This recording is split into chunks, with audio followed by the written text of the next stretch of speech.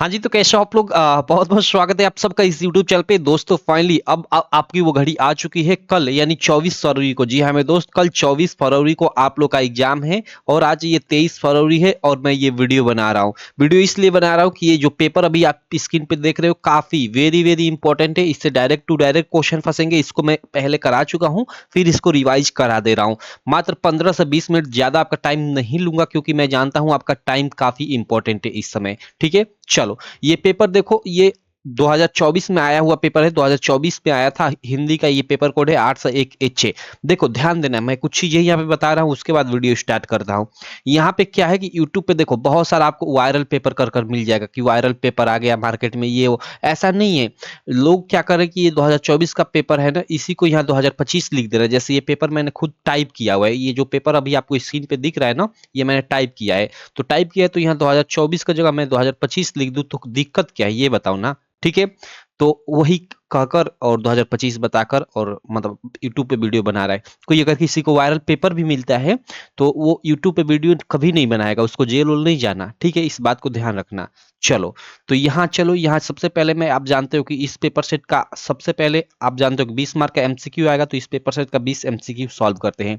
और हाँ, अगर पेपर मिलता है या जो भी चीज़ होती है तो उसके लिए मैंने एक मतलब चीज़ बनाया है, अभी वो बताऊंगा। ठीक है? पहले 4-5 क्वेश्चन करा लेता हूँ। देखो यहाँ पे पहला क्वेश्चन क्या है। यहाँ पे स्क्रीन पे आप देख सकते हो कि शुक्ल युग के लेखक नहीं है। शुक्ल युग के लेखक कौन नहीं है वो बताना है। तो जयशंकर प्रसाद शुक्ल युग के लेखक है, प्रेमचंद जी भी है, रामचंद्र शुक्ल है, इनके नाम पे ही पड़ा है शुक्ल युग। ठीक है? लेकिन भारतेंदु हरिश्चंद्र नहीं है, ये भारतेंदु युग के लेखक है। और शुक्ल युग को देखो ध्यान देना, यहाँ पे मैं लिख देता हूँ, छायावादी युग के नाम से भी जाना जाता है। उसके अलावा प्रसाद युग के नाम से भी जाना जाता है। ठीक है?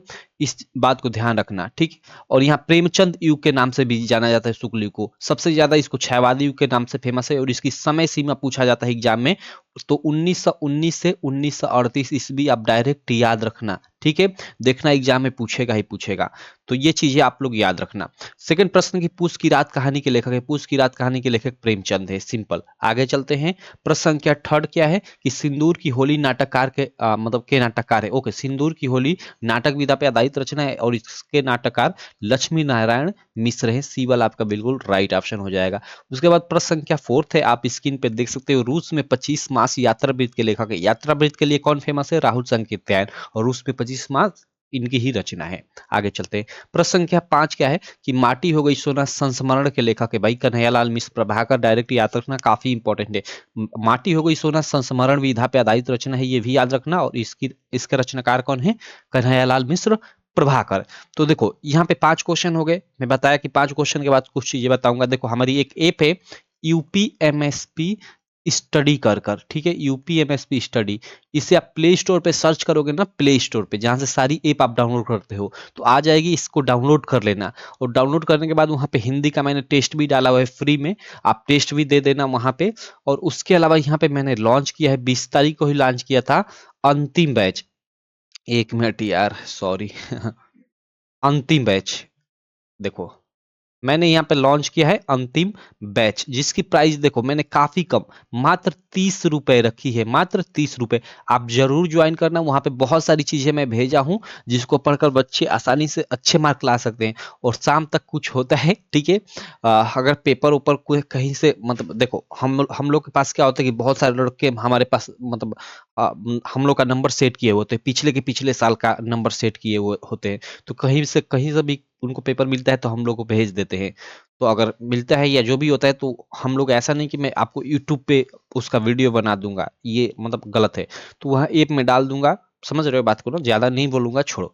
तो यहाँ पे चलो 30 रुपए आप पेमेंट कर कर वहां पे ज्वाइन कर लेना अंतिम बैच। ठीक है? क्लास 10 के बच्चे जितने भी हैं, मात्र 30 रुपए पेमेंट करने हैं और वहां पे आपको ज्वाइन कर लेना है। जरूर ज्वाइन करना। देखना शाम तक कुछ ना कुछ कमाल होगा। चलो ज्यादा मैं नहीं बोलूंगा, मैं बस आगे चलता हूँ। काम खत्म। रीतिकाल को अलंकृत काल किस विद्वान ने कहा? तो रीतिकाल को अलंकृत काल, ठीक है, मिश्र बंधुओं ने कहा। ये बी वाला बिल्कुल राइट ऑप्शन हो जाएगा। प्रश्न संख्या 7 है कि निम्नलिखित में से कौन सी कृति रीतिकालीन कवि देव की नहीं है? जो देव की नहीं है वो हमें बताना है। ठीक है? प्रश्न संख्या 7 में तो देखो यहाँ पे भाव विलास, रस विलास और भवानी विलास, ये तो कवि देव की सारी हैं, लेकिन जो नहीं है ये कवि प्रिया। ये किसकी है? तो ये है केशव दास जी की। किसकी है भैया? तो केशव दास जी की। ठीक, तो जो नहीं है वो बताना है, तो यही नहीं है, ओएमआर शीट में पहला वाला ही ट्रिक करोगे। भारतीय द्वीप की विशेषता यानी प्रवृत्ति नहीं है, जो नहीं है वो हमें बताना है, ध्यान देना। तो राष्ट्रीयता की भावना ये तो है ही, सामाजिक चेतना का विकास ये तो है ही, और अंग्रेजी शिक्षा का विरोध ये भी है। ठीक है, ये भी विशेषता है। उस समय अंग्रेजी शिक्षा का विरोध हुआ था, लेकिन काव्य भाषा के रूप में खड़ी बोली का प्रयोग नहीं हुआ था, काव्य भाषा का प्रयोग हुआ था। तो यहाँ पे ये कथन गलत है, और जो कथन गलत है वही छांटना है, जो विशेषता नहीं है तो ये नहीं है। ठीक, चलो उसके बाद यहाँ पे देखो, तारसप्तक 1943 में प्रकाशित तारसप्तक का संपादन किसने किया? सब लोग जानते हो, अज्ञेय। इनका पूरा नाम सच्चिदानंद धीरानंद वात्स्यायन अज्ञेय है। ठीक है, प्रश्न संख्या 10 है, राम की शक्ति पूजा के रचनाकार सूर्यकांत त्रिपाठी निराला। ए वाला ही राइट ऑप्शन हो जाएगा प्रश्न संख्या 10 के लिए। प्रश्न संख्या 11 देख सकते हो, अब ये एक तरह से व्याकरण से प्रश्न आ गया, और 10 से कि हाथी जैसा देह, गैंडे जैसी खाल, तरबूजे सी खोपड़ी, खरबूजे से गाल। पढ़कर ही आपको हंसी आएगी, मैं कई बार इसको पढ़ चुका हूँ इसलिए हंसी मुझे नहीं आ रही है। ठीक है, आप पहली बार दूसरी बार पढ़ोगे तो आपको हंसी तो जरूर आएगी, और ऐसे ही पता चल जा रहा है। ठीक है, ये इसमें हास्य रस होगा। ठीक, चलो उसके बाद प्रश्न संख्या 12 है, उस काल मारे क्रोध के तन कांपने, उनका लगा मानो हवा के वेग से सोता हुआ सागर जगा। इसमें हमें अलंकार बताना है कि कौन सा अलंकार है, तो सीधे सीधे उत्प्रेक्षा अलंकार आप लोग याद रखना। ठीक है, चलो प्रश्न संख्या 13 काफी फेमस पंक्ति है, जो सुमिरत सिद्धोय गणनायक करियो बदन, करु अनुग्रह सोई बुद्धि राशि सुगंध सदन। उपयुक्त पंक्तियों में हमें छंद बताना है, इसमें कौन सा छंद है, तो इसमें सोरठा छंद है। आगे चलते हैं, प्रश्न संख्या 14 क्या है कि निम्नलिखित में से किस शब्द में अनु उपसर्ग का प्रयोग नहीं हुआ है? जिसमें नहीं हुआ है वो हमें बताना है। तो देखो, शासन से पहले अनु लगा है तो यहाँ पे हुआ है, अनुकरण करण से पहले लगा है, ठीक है, अनुवाद वाद से पहले लगा है, लेकिन देखो यहाँ पे इसको तीर्ण को अलग करेंगे तो ये कोई शब्द नहीं बनता, तो इसके लिए ये उपसर्ग इसके लिए नहीं होगा, तो ये हम लोग का इसमें नहीं लगा है, तो ओएमआर शीट में ये भरोगे। ठीक है, ओएमआर शीट में इसको भरोगे। चलो उसके बाद यहाँ प्रश्न संख्या 15 की नीलकंठ में समास पद में प्रयुक्त समास है। भाई नीलकंठ, नीला है कंठ जिसका, अर्थात शिव। भाई तीसरा अर्थ निकल रहा है तो यहाँ बहुब्रीहि समास हो जाएगा। वही तीसरा अर्थ न निकले तो वहां कर्मधारय होता। आगे चलते हैं, आगे प्रश्न संख्या 16 है कि बादल का पर्यायवाची शब्द नहीं है। ओके, बादल घटाघन मेघ होता है, ठीक है, अम्बुद भी होता है, ठीक है, नीरद भी होता है, जलद भी होता है, लेकिन जलज नहीं होता। जलज किसका होता है? कमल का। ठीक है, जलज पंकज नीरज सरोज ये कमल का होता है। उसके बाद देखो, ये तो सर्वनाम शब्द रूप, ये तो डायरेक्ट आपको याद होना चाहिए। इस्मदयंतुम का सर्वनाम शब्द तृतीय विभक्ति एक वचन रूप, ये याद होगा तभी आप कर पाओगे। ठीक है, तो ये या इसमें से आपका ये त्वया हो जाएगा। ठीक, चलो प्रश्न संख्या 18 है कि आंधी आई और हम घर भागने लगे। देखो, और के द्वारा और समुच्चय बोधक शब्द के द्वारा दो साधारण वाक्य आपस में जुड़े हैं तो ये संयुक्त वाक्य हो जाएगा। ठीक, चलो, और वाक्यों का स्वरूप का ये मतलब टॉपिक है। वाक्य के स्वरूप में रचना के आधार पे वाक्य के मतलब 3 प्रकार होते हैं, और अर्थ के आधार पे 8 होते हैं। ये याद रखना, पूछा जाएगा डायरेक्ट टू डायरेक्ट। प्रश्न संख्या 19 है कि महात्मा बुद्ध ने विश्व को शांति का संदेश दिया। इस वाक्य में हमें वाच्य बताना है, तो इसमें कर्तरी-वाच्य हो जाए, क्योंकि महात्मा बुद्ध ने आ गया ना जहाँ पे, तो वहां पे कर्ता पे जोर दिया जाता है, और कर्ता पे जोर दिया जा रहा है तो यहाँ पे कर्तरी-वाच्य हो जाएगा। चलो प्रश्न संख्या 20 क्या है कि वह अचानक चला गया। वाक्य में प्रयुक्त अचानक पद का व्याकरणीय परिचय है। अचानक, भाई चला गया, ये क्रिया है, वर्ब है, और वर्ब की विशेषता बता रही है, तो एडवर्ब क्रिया विशेषण ये हो जाएगा अचानक। ठीक है, चलो तो ये 20 MCQ हम लोग के हो गए। चलो भाई, अब मैं ये भी खंडवा के अंतर्गत जो है इनको भी करा देता हूँ। डिटेल में नहीं कराऊंगा क्योंकि इतना टाइम मेरे पास नहीं है। आप जो ना आए खुद क्वेश्चन बैंक क्वेश्चन बैंक से देख कर क्लियर कर लेना। और हाँ, जैसा मैं आपको बताया कि हमारी यूपी एमएसपी स्टडी जो ऐप है भाई, उसे जरूर डाउनलोड करना, जरूर डाउनलोड करना, और वहाँ पे अंतिम बैच जो मैंने लॉन्च किया है जरूर ज्वाइन करना। वो हिंदी के लिए ही नहीं है, हर एक सब्जेक्ट में आपको कारगर साबित होगा, जिसकी प्राइस मात्र 30 रुपए है। ठीक, वहीं पे डायरेक्ट पेमेंट हो जाएगा। वहीं पे आप फोन में अपने ओपन करोगे, हम बाई नाउ पे जाओगे तो वहीं पे क्यूआर कोड का ऑप्शन आएगा।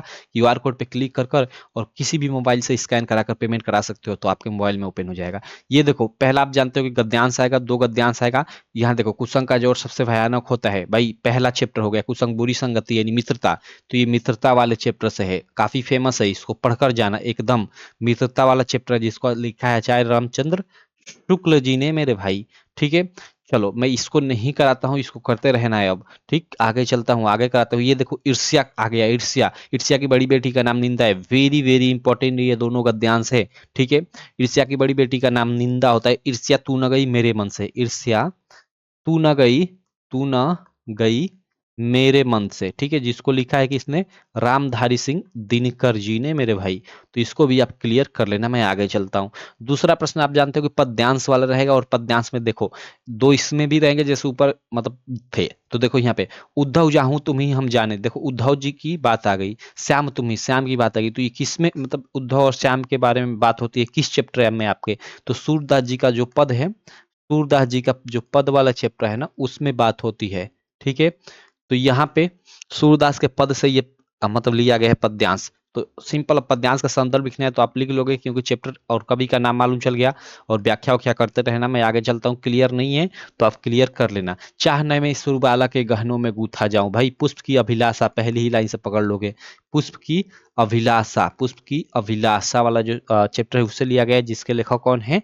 तो माखन लाल चतुर्वेदी हैं। ठीक, चलो अब मैं आगे चलता हूँ। तीसरा प्रश्न आप जानते हो कि संस्कृत गद्यांश, जो अनिवार्य संस्कृत है वहां पे मतलब उससे दो यहाँ पे आपके गद्यांश रहेंगे, और जिनका आपको संदर्भ लिखना होगा और हिंदी में अनुवाद करना होगा।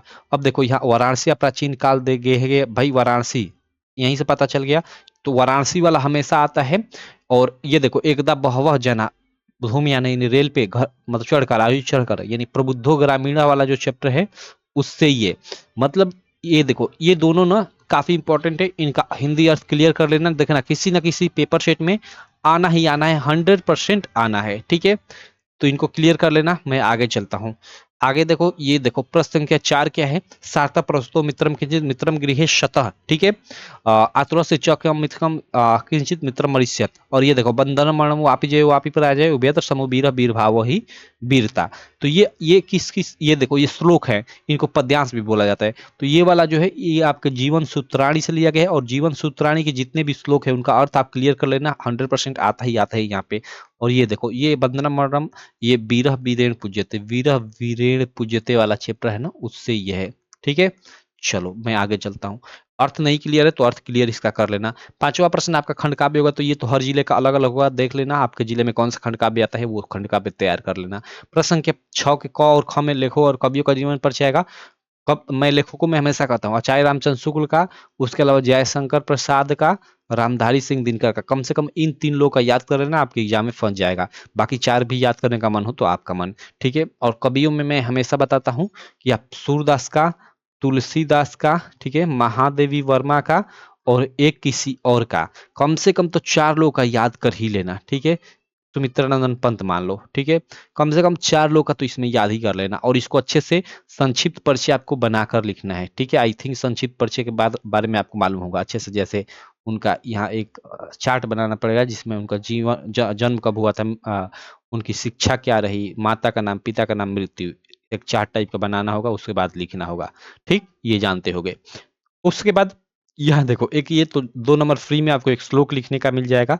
तो एक श्लोक, 3 टेस्ट श्लोक याद कर लेना, क्योंकि वहां 2 श्लोक आपका संदर्भ हिंदी अनुवाद में भी पूछता है। अगर आपकी भाग खराब रही, जो याद की है वही, अगर एक याद किया और वही वहां पे फंस जाए तो उसको नहीं लिखना पड़ेगा यहाँ पे, क्योंकि कोई अगला लिखना पड़ेगा, तो फिर दिक्कत हो जाएगी। इसलिए कई ठे याद कर लेना। यहाँ पे ये प्रश्न कभी अंत में देता है, कभी 8वें में दे देता है, कभी 10वें 11वें 10वें नंबर पर दे देता है। क्या पत्र लेखन, तो 2 टॉपिक दिया रहेगा, उस पे से पत्र लिखना रहेगा। आपके विद्यालय के पुस्तकालय में हिंदी की पुस्तकें और पत्रिकाओं का अभाव है, उन्हें मंगाने के लिए यहाँ पे पत्र लिखना है। और अखिल भारतीय वाद विवाद पुरस्कार विजेता मित्र को बधाई पत्र लिखना है। तो देख लो इस टॉपिक पे आप मतलब पत्र लिखना तो भाई याद नहीं किया जाता है, उसका तो तरीका होता है। ये प्रश्न है, इस प्रश्न का उत्तर देना है, ये संस्कृत के प्रश्न है। ठीक है, तो ये तो पूरे चैप्टर 1 घंटे में आप चाहोगे तो पूरे चैप्टर के प्रश्न रिवाइज कर सकते हो, तो आप कर लेना। ठीक है, चंद्रशेखर का कौन था भाई, कह के जगह पे आप लिख दो कि एक क्रांतिकारी देशभक्त च आसित। ठीक है, बीरा केन पूछते, बीरा वीरेण पूछते, बस 2 का आंसर हो गया, लेकिन इनका भी मैं आंसर बता देता हूँ। आपको 2 का ही लिखना होगा एग्जाम में। ठीक है, वाराणसी नगरी कस्या नद्या कुल स्थित, कस्या तो भाई गंगा यह नद्या कुल स्थित, ज्ञानम कुत्र संभवती कुत्र जगह कर दो सर्वत्र, एक एक तो वर्ड जोड़ना है बस। चारों का आंसर हो गया, लेकिन आप याद रखना आपको एग्जाम में 2 का ही लिखना होगा, क्योंकि यहाँ प्रश्न में 2 का ही बोल रहा है, और 2 मार्क मिलेगा जिसका। और अंत में ये प्रश्न निबंध वाला है, तो जो भी टॉपिक दिया इसमें से किसी एक टॉपिक को चूज कर कर आपको उस पर निबंध लिखना होगा। और निबंध भाई अच्छे से रूपरेखा तैयार कर कर आपको अपनी भाषा में लिखना होगा। ऐसा नहीं कि टेक्निकल भाषा जैसे किताब में लिखा है, क्वेश्चन बैंक में लिखा है, वैसा नहीं, टूटी फूटी कैसे भी अपनी लैंग्वेज में लिख दोगे, आपको नंबर मिल जाएगा, कोई दिक्कत नहीं होगी, बस आपको लिखना है। चलो, तो ये रहा हम लोग का पेपर हिंदी का, ये 2024 में आया हुआ पेपर था, ठीक है। हिंदी का 801 HJ, ठीक है। बहुत सारे लोग यूट्यूब पे इसको 2025 का बताकर और वायरल पेपर बताकर इसी को बताते हैं। तो ऐसा नहीं कि वायरल पेपर आपको कोई किसी को मिल भी जाता है तो यूट्यूब पे नहीं देगा भाई, ठीक है। इसीलिए हमने क्या किया है कि अंतिम बैच लॉन्च किया है, हमारी ऐप है उस पे अंतिम बैच, ठीक है, जिसकी प्राइस काफ़ी कम, मैंने मात्र 30 रुपये रखा है। क्या है 30 रुपये, आप सब बच्चे ज्वाइन करना, ठीक है। हमारी ऐप है UPMSP स्टडी इस पे। चलो भाई, चलो मैं मिलता हूँ आपसे नेक्स्ट वीडियो में। ना आपके पास ज़्यादा टाइम है ना मेरे पास टाइम है, क्योंकि और सारा काम करना है मुझे और आपको भी पढ़ना है। तो चलो, थैंक यू, मैं मिलता हूँ आपसे नेक्स्ट वीडियो में।